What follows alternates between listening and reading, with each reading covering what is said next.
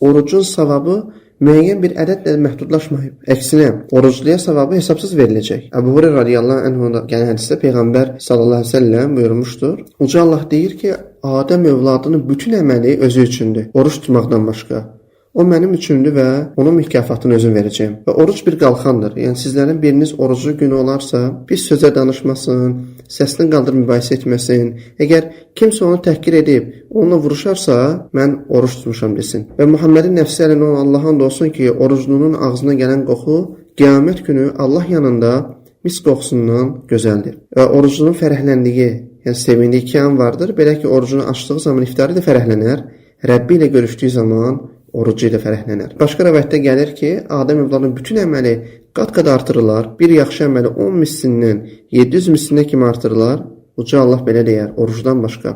O mənim üçündür və onun mükafatını özüm verəcəyim. Belə ki, oruclu kimsə şəhvətini və yeməyini mənim üçün tərk etmişdir. Bu hədis bir çox yöndən, yəni oruç tutmağın fəzilətinə dəlalət edir. Şeyx Muhammed ibn Salih Əl-Hüseymin rahimehullah bu hədisin şərhində gətirir. Deyir ki, Allah Teala orucun şərəfinə, onda olan məhəbbətinə və orucdakı ixlasın aşkar olmasına görə bir çox əməllər içərisində, yəni oruç tutmağın mükafatlandırmasını özünə aid etmişdir. Çünki oruc Allahdan başqa heç kimin bilmədiyi qul ilə Rəbb arasında bir sirdir. Yəni oruclu birisi insanlardan xali, yəni gizli bir yerdə Allahın onu oruc vaxtı haram etdiyi şeyləri pozmaq gücündə olduğu halda bunu etmir. Belə ki, xəlvətdəykən onu görən Rəbbin olduğunu bilir, yemək və içməyin haram olduğunu dərk edir. Buna görə də Allahın əzabından qorxduğu və savabına rəğbətdə olduğu üçün orucunu qoruyur. Allah Teala da onu ixlasına görə mükafatlandırır və digər əməllərdən fərqli olaraq orucun mükafatını özünə aid edir. Və bunun səbəbini açıqlayır ki, şəhvətini və yeməyini mənim üçün tərk etmişdir. Yəni qiyamət günü bunun faydası da üzə çıxacaqdır.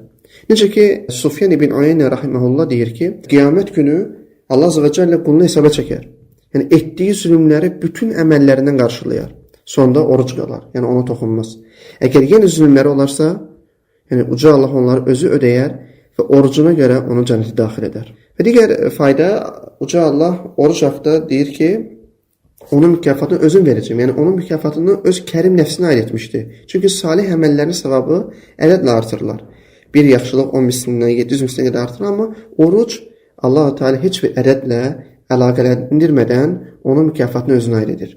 Allah Teala ən səxavətli, ən cömert olandır. Hədiyyə də onu verənin dəyəri qədərdir. Buna görə də oruç tutan savabı və mükafatı çox böyük və hesabsız olacaqdır.